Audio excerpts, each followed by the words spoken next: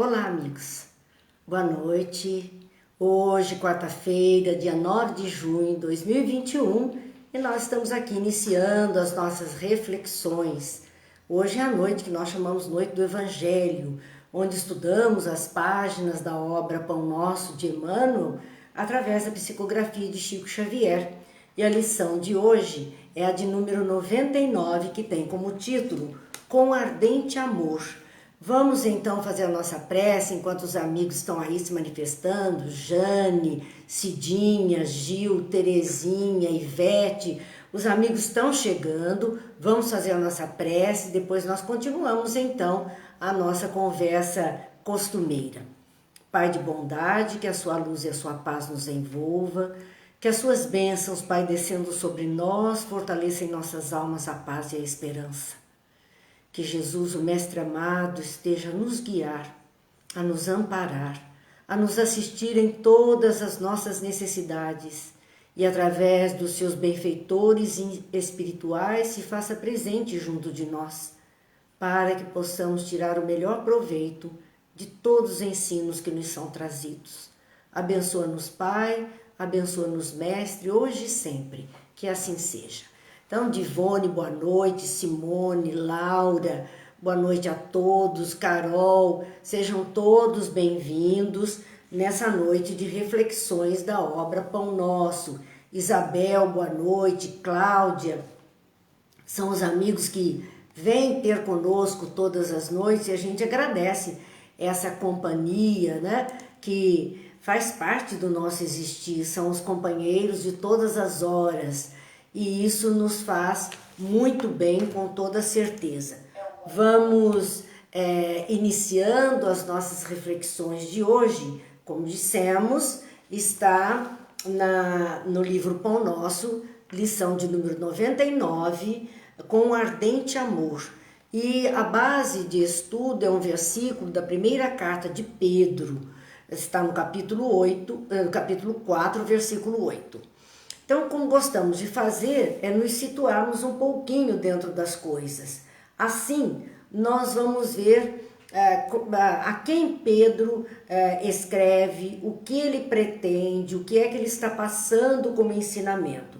Então, nesta carta, Pedro descreve a si mesmo, a sua vida, como uma testemunha do sofrimento de Cristo. Ele vai falar dos relatos pessoais vividos por ele como um testemunho do sofrimento de Jesus.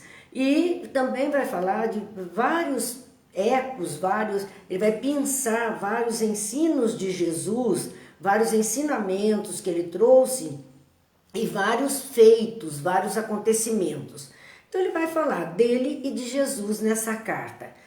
Agora, a quem ele está enviando, a quem ele está destinando essa conversa, essa orientação, essa lembrança dos ensinos? Aos estrangeiros dispersos. Estrangeiros dispersos e estavam dispersos na Ásia Menor. Eram os judeus que estavam fora do território sagrado da Judéia, da Palestina, e estavam então nas regiões da Ásia Menor. É aquele que nós chamamos os judeus na diáspora, que foi o movimento de sair da terra natal para outras terras. Então eles eram estrangeiros em outras terras, lá da Ásia Menor, que era a questão da Galácia, da Capadócia, de Bitínia, de Ponto e da Ásia propriamente dita. Esses 5 locais que compunham então a Ásia Menor receberam judeus que estavam de mudança, fugindo da sua terra, saindo da sua terra, por isso que são estrangeiros na dispersação, ou seja, judeus na diáspora. O que é que contém a carta de Pedro? Contém 35 referências do Antigo Testamento, porque ele estava falando a judeus, e os judeus conheciam o Antigo Testamento, como pudemos ver ontem, quando falávamos das religiões, a Torá, os ensinos antigos, o Antigo Testamento, tudo aquilo da lei mosaica, os livros, né, de Moisés, 5 obras de Moisés. Então os judeus conheciam muito bem o Antigo Testamento, profetas, crônicas, salmos, eles sabiam disso. Por isso ele faz 35 referências dentro desse Antigo Testamento, que são citações que eles conheciam, fazendo rememorar conhecimentos que muitas vezes poderiam ter até esquecido ao longo do caminho. E esta carta de Pedro foi escrita na Babilônia. A Babilônia, a época quando Pedro está escrevendo, é o centro judaico, de onde estão os maiores estudos, maiores reflexões, maiores comprometimentos da fé. Então Pedro, ele inicia dizendo: Pedro, apóstolo de Jesus Cristo, aos eleitos de Deus, peregrinos dispersos. E a gente vê a questão de eleitos de Deus, porque sempre se colocaram como o povo eleito. Então, por isso ele faz aos eleitos de Deus, eleitos, ou seja, protegidos por Deus, amparados por Deus. Ele escreve aos eleitos de Deus, as pessoas de fé, de tradição. Peregrinos dispersos, eles estavam em peregrinação, em andança de um lugar para outro, dispersos porque estavam longe da sua base, da sua terra natal. Vamos então continuar nossos cumprimentos aí, Cidinha, Yara. Cidinha perguntando se está travando. Ontem nós soubemos que não foi só a questão nossa de internet aqui. Houve um travamento de grandes plataformas da internet internacionais que ficaram totalmente paralisadas e elas começaram a voltar por volta de 8 horas da noite. Plataformas internacionais que estavam travadas. Não sei se houve algum ataque cibernético, porque agora tem isso também, mas que nós estamos vendo que até a rede, né, sofre esses ataques e muitas vezes acontece a paralisação das nossas reflexões aqui também. Mas lembramos sempre que todas essas nossas reflexões que fazemos a cada noite nos nossos encontros, elas vão ficando lá no canal do YouTube Marina Ferri. Vocês têm lá todo o acervo deste mais de ano. São mais de 200 vídeos que estão postados lá de cada obra que nós temos estudado. Também nós temos o grupo de apoio aos estudos espíritas em Taubaté, que mantém esses vídeos também. Então nós temos 2 locais de acesso aos vídeos dos nossos encontros, onde podemos, não podendo assistir por inteiro. A Carol disse: hoje eu estou podendo assistir ao vivo. Nem sempre a gente consegue assistir ao vivo, então fica lá à disposição dos companheiros. A única coisa que a gente pede, como sempre, é de que indo lá ao YouTube, acessando o canal, por favor, aquele que não estiver inscrito, se inscreva, bate aquele sininho, dá um positivo ou não sei, de alguma forma movimente para que a plataforma do YouTube saiba que é de interesse manter aquilo. E nós queremos, porque muitos estão aproveitando, nós temos que também ser caridosos nesse aspecto.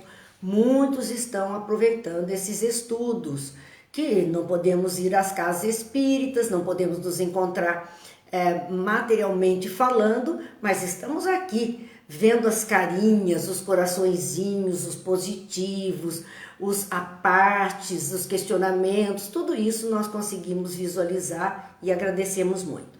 Boa noite, Cleusa. Boa noite, quem eu não disse, Divone, Girce, Alexandre, Jaqueline, Gil. Boa noite a todos. Então vamos continuar essa reflexão a respeito desse trabalho de Pedro, dessa carta que ele escreve, a primeira carta dele. O que é que ele propõe, o que é que ele leva no bojo dessa carta àqueles judeus que estavam nessa condição de peregrinos? Ele oferece esperança aos cristãos perseguidos e os orienta com instruções práticas sobre como viver uma vida consistente com o seguir Jesus. Não é fácil se nós pensarmos que esses cristãos estavam sendo perseguidos com castigos muito dolorosos, com provas de morte mesmo, e morte por suplício, morte por castigos difíceis, situações muito dolorosas eles viviam. Por conta disso, nós vemos então que qualquer chama de esperança, qualquer aceno a essas almas sofridas, essas criaturas sofridas, como uma perspectiva de libertação de toda aquela opressão que sofriam, de toda perseguição, de toda maldade, e que poderiam ter sim um local de repouso, ainda que no mundo espiritual, ainda que desvestindo a carne, para eles já era um conforto. Então Pedro escreve nesse sentido e também de orientar a vida na terra conforme a proposta do Cristo, conforme exemplificou Jesus. Aconselha, ele não impõe, ele aconselha firmeza e perseverança sob a perseguição, mesmo perseguidos, que não abrissem mão, não desistissem, mantivessem-se firmes e perseverassem na fé, no desejo de alguma coisa melhor, como era aquilo que eles tinham em mente. Aos deveres práticos de uma vida, ele aconselha também, aos deveres práticos de uma vida santa. E ele apresenta o exemplo de Cristo. E é tão interessante que nós sempre falamos isso, né? Livro dos Espíritos, questão 625, até vocês já decoraram essa questão. O que é que nós temos para seguir, qual é o modelo? E os Espíritos respondem, Jesus, é Ele o vosso modelo e guia. A mesma coisa Pedro estava dizendo àqueles judeus convertidos ao cristianismo. Então, ele estava dizendo que eles deveriam seguir o exemplo, é ele o vosso modelo e guia, o exemplo do Cristo, e outros motivos para a paciência. Então, ele também solicitava esse exercício, a paciência, a santidade, e conclui na sua carta com os conselhos, então, aos dirigentes, aos líderes daqueles grupos religiosos e às pessoas do modo geral. Então, esse era assim, o bojo do conteúdo dessa carta de Pedro, da primeira carta de Pedro aos judeus da diáspora ou aos estrangeiros dispersos na peregrinação. O versículo 8... o versículo 8 do capítulo 4, porque isso tudo ele está tratando dentro do capítulo 4, essas orientações. O versículo 8, que é o que nos interessa para reflexões dessa noite, ele diz assim: acima de tudo, tende ardente amor uns para com os outros, porque o amor cobre uma multidão de pecados. Emmanuel usa meio versículo para refletir o assunto desta noite, quando ele usa apenas tende ardente amor, ou com ardente amor. Em algumas traduções bíblicas, nós vamos encontrar assim: acima de tudo, tende ardente caridade, uns para com os outros. Porque tanto faz a palavra caridade como a palavra amor, né, que era usada, elas querem dizer isso mesmo: a entrega, a doação, o olhar, a atenção, o cuidado com o outro. Elas refletem a mesma coisa, são traduções, é questão apenas de uma tradução, mas o que ela indica é esse movimento em direção ao outro, observando, percebendo o outro e as suas necessidades. Então, acima de tudo, porque ele orientava comportamento na vida, ele dizia da perseverança, ele dizia que se mantivessem firmes na perseguição, ele dizia da fé. Então ele estava falando do comportamento, de um modo geral, um comportamento no dia a dia, na vida.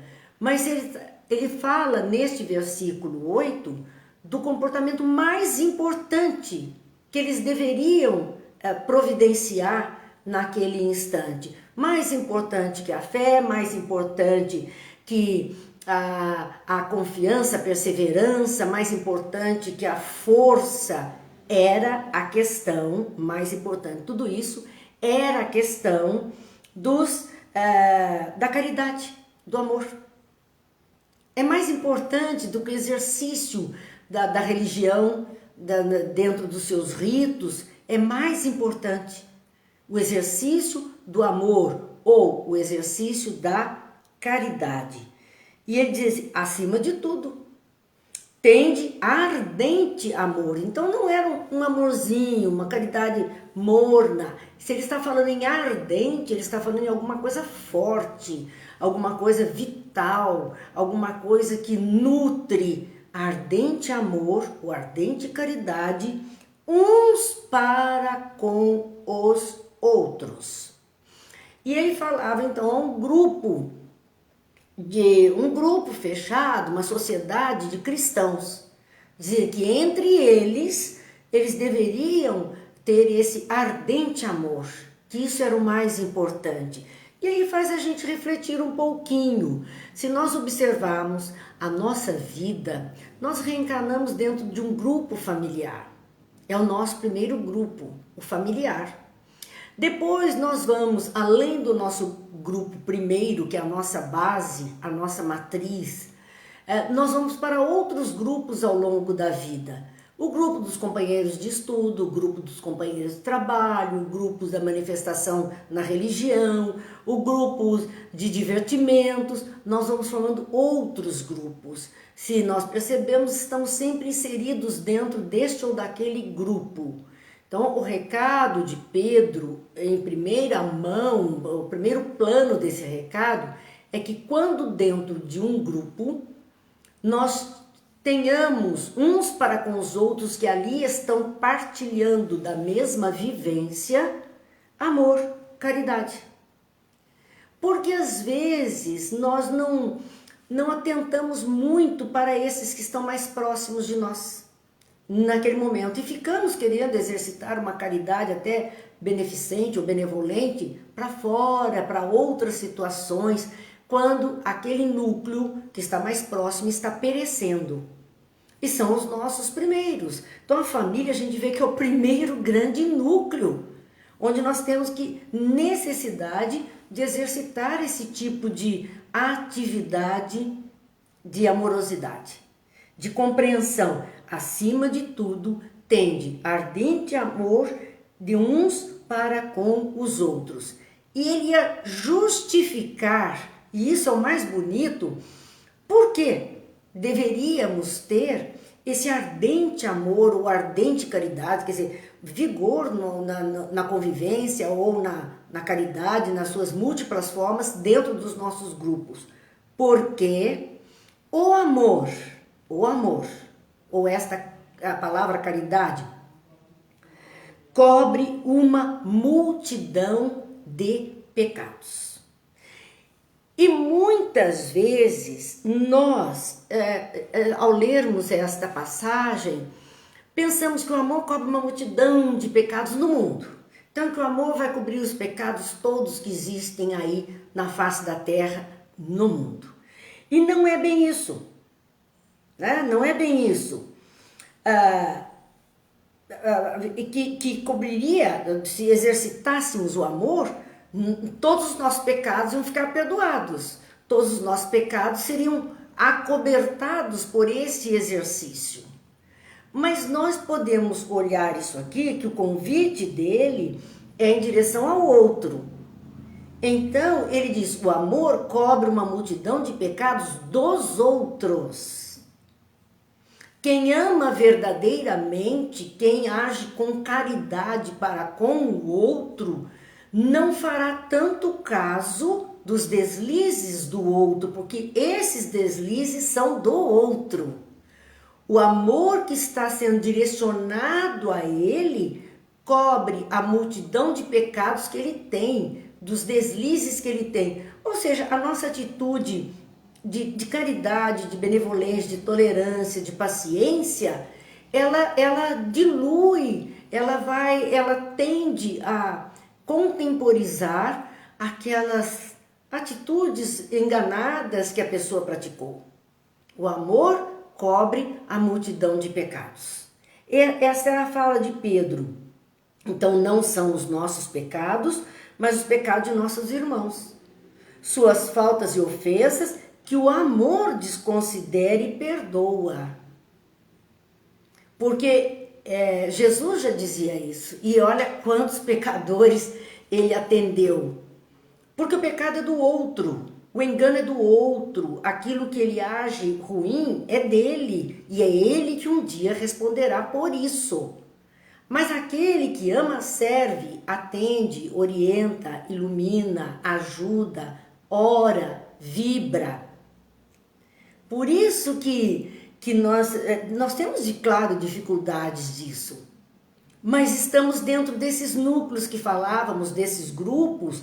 Amai-vos, tende ardente amor de uns para com os outros, que estão juntos. Que estão juntos. E o amor é a educação, como o Gil falou agora há pouco. Né? É esse cuidado, é esse trato, essa orientação, essa luz no caminho. Porque é por amor que se faz isso, é por amor que o Cristo veio a nós com todos os nossos pecados, com todos os nossos enganos. E ele veio para nos consolar, nos levantar, nos fortalecer. Então é ele o exemplo. O raciocínio nos leva a pensar que nós vamos, com essa atitude, revertendo a regra da indulgência para consigo mesmo e severidade para com os outros, porque nós somos tendenciosos a isso. Sermos indulgentes com as nossos enganos, nossos pecados, nossas fraquezas, somos indulgentes. Mas estamos sempre severos com relação às outras criaturas. E o convite é que façamos o inverso. A severidade conosco. Com os outros nós podemos ser um pouquinho mais indulgentes. Que essa é a caridade para Jesus. Lembra daquele BIP? Benevolência, indulgência e perdão para com os outros. Para conosco, podemos usar de mais severidade, mais hombridade das nossas próprias atitudes. E para com os outros, vamos nesse exercício melhorando assim. Emmanuel, então, vai fazer o comentário deste versículo, onde ele pegou apenas esse trecho, né, com ardente amor. Ele vai analisar esse convite que Pedro faz de que deveríamos ter, então, esse ardente amor. Então, ele inicia a sua fala dizendo: não basta a virtude apregoada em favor do estabelecimento do reino divino entre as criaturas.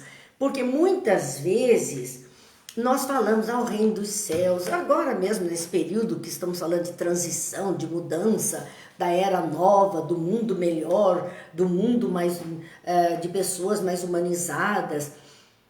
Nós estamos apregoando, literalmente estamos assim passando a mensagem. Mas, de verdade, quais têm sido as nossas atitudes para que isso venha a se concretizar na face da terra? Então, Emmanuel está dizendo que não bastam essas falas para que edificasse na terra o reino divino. Nós temos que ter algumas ações nesse sentido para que verdadeiramente se efetive o bem na face da terra. Então ele fala que é um problema excessivamente debatido, problemas nossos, quando são excessivamente debatidos, e ficamos enroscados e falando, dizendo, não, mas o homem não tem jeito, e queremos abrir um leque de dificuldades que a humanidade está apresentando, esses problemas excessivamente debatidos, tem solução mais demorada. Então, se ficarmos presos apenas ao debate desse reino dos céus, dessa felicidade para todos e dos enganos que a humanidade comete, da rudeza das pessoas, quanto mais nós vamos mexendo, mais mais difícil vai ficar a solução. Porque estamos deixando de ser mais práticos ou mais objetivos, atacando de vez algo que esteja diferente, algo que esteja sendo trazido até nós em primeiro plano. Mas nós ficamos remoendo, e a nossa tendência é essa, problema excessivamente debatido. Às vezes, nós costumamos, uma expressão que as pessoas costumam usar, né? Quando se desentendem com alguém. Poxa, eu abri o baú e também tirei tudo lá de dentro e joguei. E aí? O que resolveu? Por causa de uma coisinha que poderia ter sido solucionada naquele instante, ou por um silêncio, ou por uma palavra boa, ou por um momento de prece, ou de alguma forma poderia ter sido encontrada uma solução. Nós vamos abrir o baú e tirar tudo o que estava lá dentro. E aí é uma montanha diante dos nossos olhos que a gente não sabe por onde começar. Por isso que ele diz, problemas excessivamente debatidos, e ficar martelando aquelas mesmas coisas, a solução se torna mais demorada. Porque problema é uma situação mais difícil que se apresenta a nós, mas ela se apresenta para que encontremos solução. Isso é o problema. Nós temos que encontrar solução para dar a resposta adequada. Então nós vamos, quando na escola primária, vinha lá nas aulas de aritmética um problema e nós tínhamos que colocar indicação, solução e resposta. Indicação, o que vamos fazer? Mediante aquele ponto que se apresenta de nevrálgico e de dificuldade, qual seria a melhor indicação para chegarmos à solução?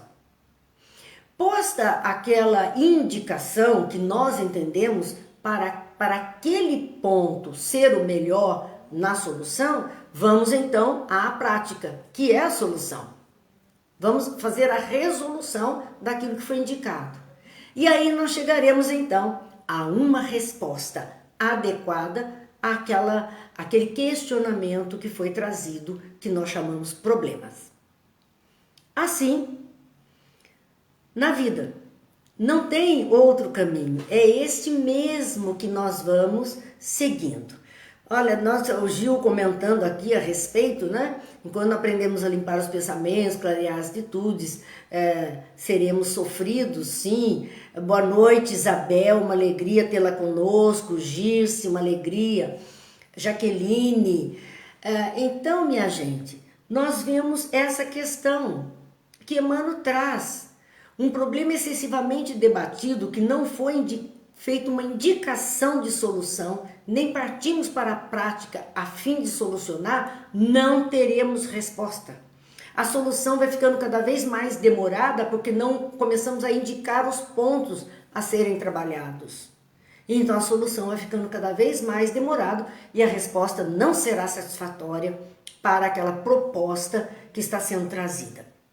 Ouçamos o aviso apostólico, quer dizer, aquilo que Pedro, o apóstolo Pedro, está trazendo, que era de que pudéssemos agir com vigoroso amor, com vibrante caridade, vibrante amor uns para com os outros. E enchamos-nos de ardente caridade, que é o que ele põe, né? O ardente amor uns para com os outros. Vamos ouvir essa indicação que ele está nos dando e vamos partir para a ação que é solução para as nossas dificuldades. Então, Emmanuel traz ali 3 atitudes que condizem com esse nosso exercício, né? de encontrarmos, de agirmos dentro do campo da caridade ou do amor. Primeiro, o bem falar. Não é falar bem, porque falar bem vai depender do vocabulário, do sotaque, do pronunciar bem as palavras, não comer o final das frases, que muitas vezes as pessoas, né, truncam esse final das frases. Então, falar bem é falar o que é bom, falar o que é útil, emitir energias positivas através de palavras. Porque nós já vimos que o pensamento se materializa. A nossa palavra é reflexo do nosso pensamento. Ela está carregando um quantum de energia que vai vestir esse pensamento, essa ideia, né? Essa ideia que está se formando, se materializando. É a ideoplastia do pensamento, através da palavra. E isso vai alimentando aquela situação, é como uma plantinha, nós estamos colocando adubo. Qual a qualidade do adubo? Então, se nós começarmos a falar mal, né, usar a má palavra, nós estamos emitindo uma energia ruim que vai, se aquilo já estava ruim, vai só piorar. Lembram-se daquela experiência do Dr. Emoto no Japão com as moléculas de água? Essa experiência está aí na internet, não é uma invencionice, é uma pesquisa séria. Dr. Masaru Emoto colheu de um lago no Japão um tanto de água, levou para um laboratório, pingou uma gotinha em cada placa de Petri, né? aquela pratinho de vidro mesmo que tem em laboratório, e congelou aquelas gotículas para observar no microscópio como se formavam os cristais da água, quer dizer, como a água se comportava. E o que ele observou? Ele fez um experimento. Más palavras deformavam os cristais de água. Eles perdiam completamente a sua estrutura, a estrutura divina que esse elemento na face da terra tem. Perdiam esta condição. Enquanto as boas palavras propiciavam que aqueles cristais na água, aquelas partículas da água, pudessem formar verdadeiros desenhos rendados, lindos, perfeitos, belíssimos de serem vistos por todos nós. Foi uma experiência que ele fez. Há pouco tempo passaram uma experiência, alguém até me mandou, uma experiência com plantas numa escola. 2 vasos com plantas, as plantas exatamente iguais, mesmo tamanho, e elas foram colocadas no mesmo ambiente, uma ao lado da outra, com uma pequena distância entre elas. E os alunos foram convidados a chegar perto de uma e dizer um punhado de palavra ruim. Então eles diziam que ela era feia, que ela não servia para nada, que ela era imprestável, ela era um lixo. E aí eles foram até os palavrões para com essa planta. E para a outra, eles iam e diziam, olha, você é linda, maravilhosa, você é útil, você é boa, Deus te criou. Então todo incentivo.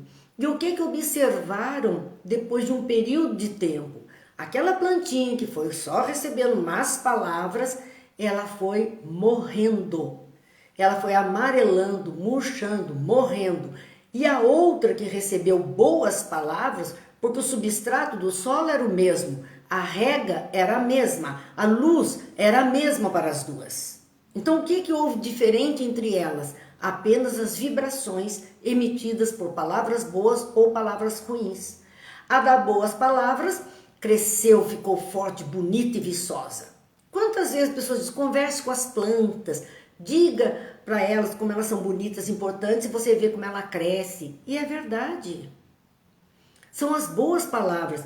Então, o primeiro item que Emmanuel nos convida para esse exercício, para evitar essa questão de enrosco na nossa vida com as outras pessoas, é o bem falar. Use a palavra boa, eu já disse para vocês o que minha mãe dizia. Se não puder falar o que é bom, não abra a boca. É a melhor coisa. Nem pense, não abra a boca, não fale nada. Já que não pode falar o que é bom. Né? A Silvia está dizendo, tem pessoas que têm o prazer de ser negativo, de fazer de coitada, e na verdade, ela, agora aqui, Silvia, deu uma sumidinha, na sua fala. Mas é verdade, tem pessoas assim, que se fazem mesmo e são negativas. E isso é ruim para elas. Porque, gente, também tem um outro detalhe. Quando nós emitimos um bom pensamento, uma boa palavra, ou um mau pensamento, uma má palavra, quem foi a fonte de origem desta energia? Fomos nós. Então nós fomos a fonte produtora dessa energia boa ou ruim, saudável ou deletérica. Somos nós a fonte. Para gerar e para ser a fonte, emitimos um tanto e ficamos com outro tanto em nós. Então os primeiros prejudicados ou os primeiros abençoados, por isso aquela ideia, vamos agradecer sempre, vamos dizer o que é bom, somos nós, que somos as fontes emissoras. Nós temos que produzir para emitir. E é claro que fica em nós. Há uma música, eu gosto muito dessa música, que diz: fica sempre um pouco de perfume nas mãos que oferecem rosas. Essa música é muito bonita, canta-se na igreja, canta-se no centro espírita, em locais de meditação, de prece, vibração. Enfim, fica sempre um pouco de perfume nas mãos que oferecem rosas, dizendo que aquilo que foi emitido fica o resíduo para nós. Parte do que emitimos fica em nós. Se bom, ficará o que é bom, o perfume. Se ruim, ficará o que é ruim, a podridão, o fétido, o negativo, ficará. Então somos nós que temos que começar a trabalhar isso, entendendo que é uma lei natural. É uma lei de fluidos semelhantes, energias. Então não é nada que alguém criou ou idealizou isso. Não, é comprovado. Portanto, bem falar é o nosso um trabalho um exercício para nós. Ensinar com acerto é o segundo exercício. Porque ensina-se tanta coisa ruim. Ensina-se tanta porcaria para os outros. Desvirtua-se o caminho das pessoas. Ensina-se tanta maldade para os outros.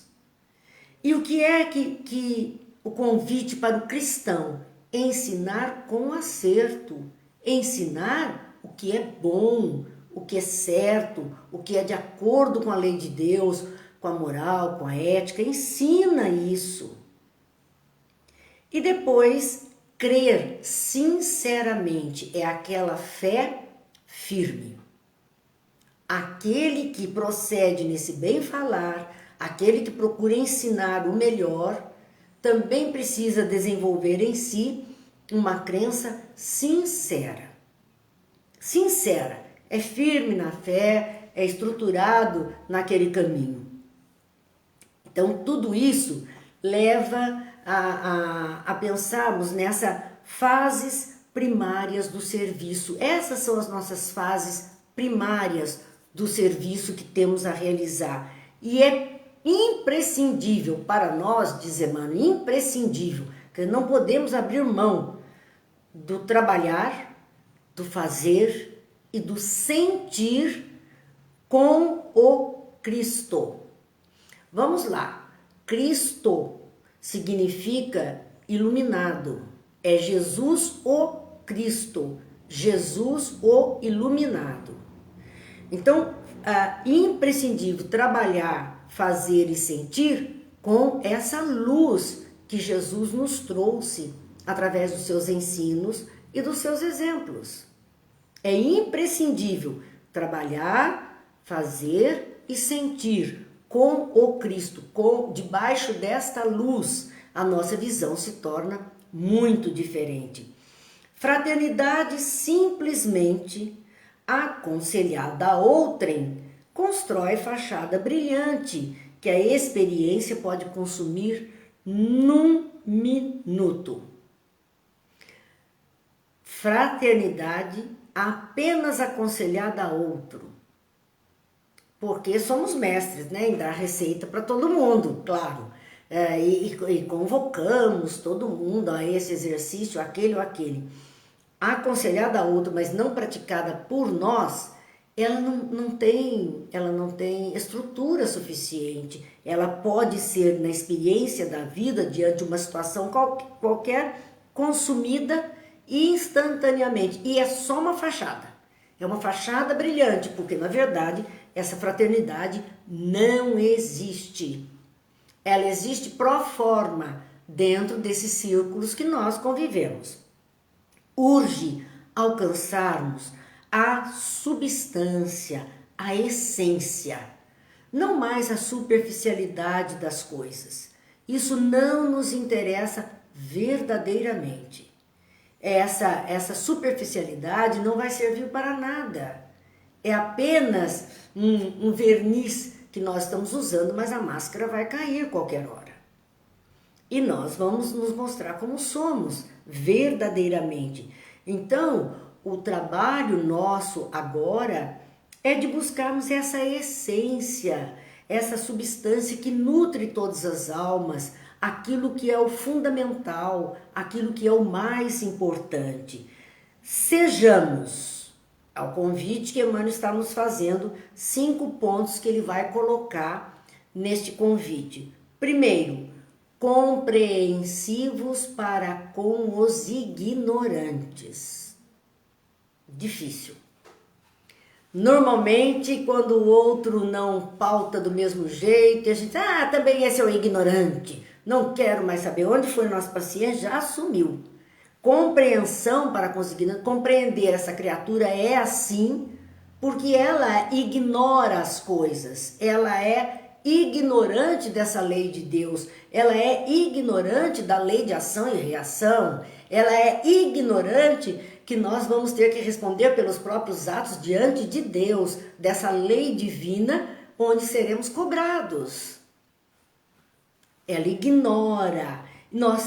Se nós conseguirmos olhar para essa pessoa com esta forma, nós estaremos já num exercício muito maior de fraternidade.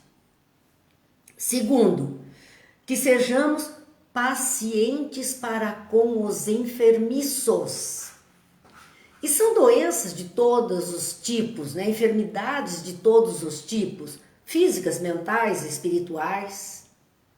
Nós trazemos essa vivência de termos criaturas doentes em todos esses níveis.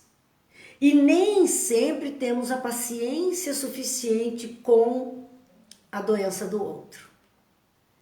Não somos capazes, muitas vezes, de ter fraternidade com aquele comportamento doentio que a pessoa apresenta. Não é fácil, nada disso é fácil, nós sabemos muito bem. Mas é exercício, é o convite a que possamos processar mudanças em nós mesmos. E consequentemente, viver mais em paz. Porque se não compreendemos o ignorante, não desenvolvemos compreensão para com a ignorância dele, porque Jesus dizia que ele não compactuava com o pecado, mas ele amava o pecador. Quer dizer, se nós não olhamos para ele com essa condição, nós vamos desencadear briga todo o tempo. Por conta dessas ignorâncias nossas, desses desconhecimentos da vida. Se nós não olharmos os pacientes que estão doentes, né, como pacientes mesmo, aquela criatura, a gente entender, puxa, isso é uma doença mesmo, e desenvolver um pouco de paciência para com isso, nós vamos nos desestruturar e não vamos conseguir ajudar em espécie alguma. Sejamos vigilantes para com os transviados na maldade e nas trevas. Olha a expressão que diz, vigilantes. Tenhamos olhos abertos, tenhamos atenção para com aqueles que estão transviados na maldade e nas trevas. Então não é passar a mão na cabeça, não é, olha, porque eu amo, eu vou te dar a mão, nós vamos sair juntos pelo mundo. Não é isso não. Seja vigilante, tenha atenção. Ter atenção é não permitir que esse transviado na maldade consiga fazer alguma maldade conosco. Ou aqueles que estão transviados nas trevas da ignorância ou das viciações, não venham nos colocar dentro desse padrão. Sejamos vigilantes. Isso é caridade, é fraternidade com o outro. Nós não estamos permitindo que ele exercite o mal que ele está trazendo. Que ele amplie, fortaleça essas dificuldades. Tenha atenção e respeito, é verdade, claro que sim. Vamos ter atenção. Por isso que Jesus disse, eu não amo o pecado, eu amo o pecador. Eu não endosso esse pecado, esse engano, essa atitude transviada. Mas eu compreendo aquela pessoa e tenho atenção para com ela e até não lhe permitindo desregrar mais, transviar mais, eu estou colaborando fraternalmente para que ela cresça, progrida, melhore.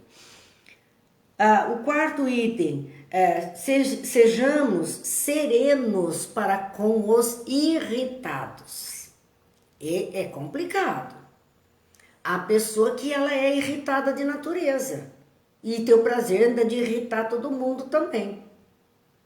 Perturba o outro, se irrita por pouca coisa. E aí, o convite é, sejamos serenos, serenidade. Aí é bom a gente lembrar aquela oração da serenidade, né? Senhor, me dê a força para mudar aquilo que eu posso mudar, mas a compreensão para perceber aquilo que eu não posso mudar.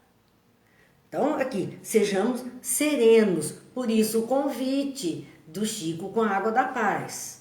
Diante da irritação do outro, porque a irritação é dele, não é minha.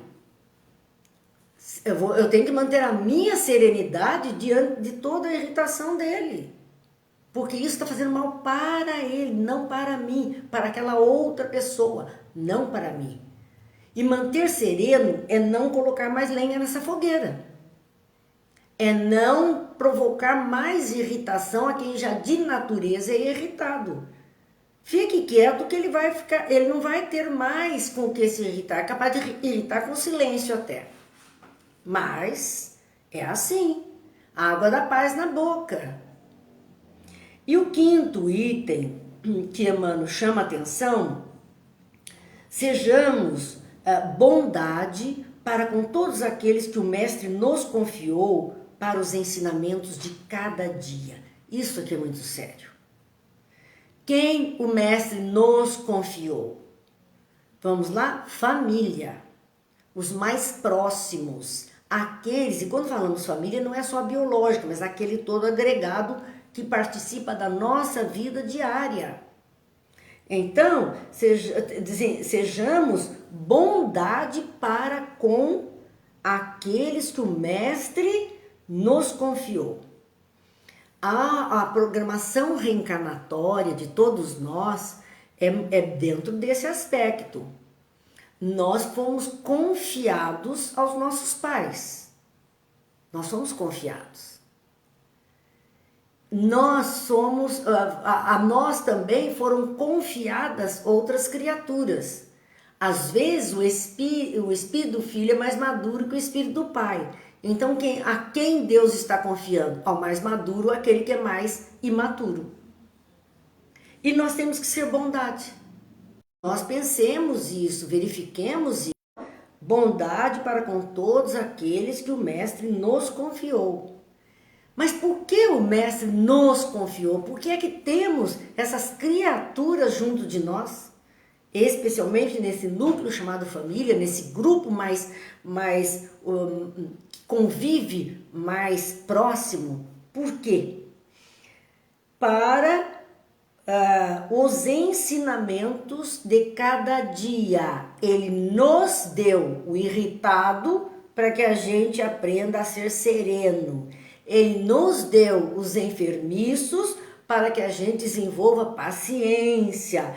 Ele nos deu os ignorantes para que nós possamos aprender a ser compreensivos. E tudo isso junto se chama bondade. Esse é o exercício que nós estamos fazendo. Na verdade, como nós dizemos, essas pessoas mais difíceis com as quais convivemos mais próximo são os nossos personal trainers da paciência, da tolerância, da generosidade, do silêncio. Aí diz assim, eu não sei quem está falando, ai meu Deus, me dê bondade, porque aqui não está me aparecendo, está aparecendo apenas a fala, mas eu não sei quem é. Mas é isso, peça bondade, que ele vai te dar o quê? Um punhado de criaturas que precisam da sua bondade, para que a bondade se desenvolva. E quem é que precisa? É a Silvia. Então, quem que precisa da nossa bondade? Exatamente aquele que é mais difícil, mais complicado, que nós temos que desenvolver. Então, esse exercício é que nos convida a mudanças. É isto que acontece em nossas vidas todo dia. É o chefe difícil no trabalho, é o familiar difícil dentro do lar, até porque nós também somos difíceis para os outros muitas vezes. E precisamos da bondade, da generosidade, da paciência dos outros, da serenidade para conosco, nos nossos momentos de irritação, nos nossos momentos de enfermidade, como nós precisamos dos outros. Essa convivência com todas essas dificuldades é que vão nos tornando a todos criaturas melhores, criaturas mais dignas, especialmente se tratando de cristãos, porque o modelo é o Cristo. Então nós não podemos falar nada para ninguém. Nós temos que a nossa proposta é cristã, tá aí, a chave é essa. Temos a indicação, né? A indicação do problema, de como tratar o irritado, o enfermiço, aquele que é ainda transviado na vida, o ignorante. Temos a indicação. Então desenvolve aí qual vai ser a solução para essa situação. Desenvolvemos todas as qualidades para resolvermos as questões. Até porque quando conseguirmos equalizar todas essas dificuldades com esse núcleo onde estamos mergulhados pelo processo reencarnatório, que é o nosso núcleo primeiro de compromisso, esse é o nosso grande e primeiro compromisso nesta encarnação, quando conseguirmos dar conta de todos estes, né, e também aí nós tenhamos melhorado um pouquinho, com certeza vamos passar para outro grupo. Esse aqui já ficou bom, agora você precisa desenvolver outras qualidades, vai para outro grupo, para continuar. Porque só nas provas, nos testes que nós vamos comprovar a nossa capacidade, a nossa maturidade, o nosso conhecimento. Não tem outro meio. Continua então Emmanuel analisando e dizendo: raciocínio pronto, é aquela história do problema. Raciocínio pronto, habilitado a agir com desenvoltura na terra, pode constituir patrimônio valioso. Então, tá diante dessa situação, eu estou vendo que o caminho é esse, e isso vai me ajudar, vai me dar a habilidade de agir aqui dentro da vida para solucionar. Ótimo, é um ponto. Entretanto, e o duro é quando vem o entretanto, mas, todavia, porém, contudo, porque a gente sabe que o mais importante vem depois. Entretanto, diz ele, quer dizer, o raciocínio, a capacidade de lidar com a situação é uma beleza, é isso mesmo. Entretanto, se falta amor para sentir o problema, conduzi-los e resolvê-los no bem comum, é suscetível de converter-se facilmente em máquina de calcular. Não houve a sensibilidade. Não desenvolvemos a amorosidade. Nós demos conta, Nós fizemos o melhor, mas é como uma máquina de calcular. Nós fizemos isso. Mas não nos demos naquilo que demos aos outros, né? Não nos damos nos presentes que damos aos outros. Por isso corremos o risco de virar essa máquina de calcular. É alguma coisa sem vida, sem vigor, que não dá aquela energia ardente que Pedro está falando na carta. Tenhamos um amor ardente, tenhamos uma caridade ardente. Não é uma caridade fria, porque a caridade fria é racional. Sim, conseguimos solucionar tudo aquilo, mas não nos envolvemos emocionalmente. E nós precisamos desenvolver esse aspecto do nosso existir. Não nos detenhamos na piedade teórica. É o recadinho de Emmanuel. Porque a gente, tô com tanto dó, porque eu tenho dó, eu vou ajudar aqui, vou ajudar ali, vou ajudar a promover, né? Mas apenas isso. Então, não nos envolvamos, não nos detenhamos na piedade teórica. Ela é importante, mas eu preciso dar um tempero, eu preciso dar um gosto, eu preciso dar uma energia naquela situação. Busquemos o amor fraterno, espontâneo, ardente e puro. O amor fraterno, de olhar o outro como irmão de caminhada. E isso vai se tornar espontâneo e nós sermos capazes de olhar assim, espontâneo, ardente e puro. A caridade celeste não somente espalha benefícios, a caridade de Deus, a caridade celeste para conosco, não somente espalha benefícios, porque a gente acha que Deus tem que ser bonzinho com a gente e dar tudo o que a gente precisa. Só que quando a gente dá muito para o outro, aquilo que a gente acha que ele precisa, a gente estraga o outro. Então a caridade celeste não somente espalha benefícios. Sim, espalha benefícios, mas não só. Irradia também a divina luz. Então é uma caridade que traz o bem consigo, mas também ensina, educa, propicia que a mente da criatura se abra e que ela possa então conduzir-se de uma forma melhor na própria vida. Bem, meus amigos, a página de hoje das nossas reflexões era esta. Nossa horinha de vibrarmos pela nossa água. Já vimos que a importância da boa palavra. Então que Jesus, o Mestre amado, o médico dos médicos, possa permitir que em nossas águas, que temos em nossas mãos, ao alcance de nossas mãos, coloquem-se todos os fluidos necessários ao nosso bem-estar. Mas não só o nosso, Mestre Jesus, que estas mesmas energias possam também derramar sobre as águas que estão à cabeceira dos doentes, aquelas que são oferecidas em leitos de dor, aquelas em locais de desesperança, aquelas que nutrem a vida. Sejam abençoadas, sejam produzidos elementos que restaurem as nossas vidas. Vamos à nossa prece de hoje, de encerramento, um poema, na verdade, do Monsenhor José Silvério Horta, no livro A Luz da Oração, de Chico Xavier, e que nos diz: Pai nosso que estais nos céus, na luz dos sóis infinitos, Pai de todos os aflitos deste mundo de escarcéus, santificado, Senhor, seja o teu nome sublime que em todo o universo exprime concórdia, ternura e amor. Venha ao nosso coração o teu reino de bondade, de paz e de claridade na estrada da redenção. Cumpra-se o teu mandamento que não vacila nem erra, nos céus como em toda a terra, de luta e de sofrimento. Evita-nos todo o mal, dá-nos o pão do caminho, feito da luz no carinho do pão espiritual. Perdoa-nos, meu Senhor, de iniquidade e de dor, os débitos tenebrosos de passados escabrosos.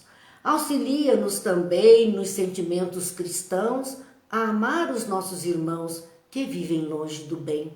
Com a proteção de Jesus, livra nossa alma do erro sobre um mundo de desterro distante da vossa luz. Que a vossa ideal igreja seja o altar da caridade, onde se faça a vontade de vosso amor, assim seja. Que Deus abençoe a todos, Jesus ilumine, abençoe os lares, as famílias, sim, nos ajude no exercício das virtudes que precisamos desenvolver, entendendo que aqueles que estão conosco são ferramentas de Deus em nosso caminho para nos melhorar a cada dia. Que Deus abençoe os governantes das nações do mundo, para que tenhamos o equilíbrio e a paz que tanto ansiamos em todos os tempos. E até amanhã, quando, se Deus quiser, aqui voltaremos com as nossas reflexões de toda a noite. Deus abençoe a todos, uma noite de paz, de harmonia e de luz. Fiquem bem.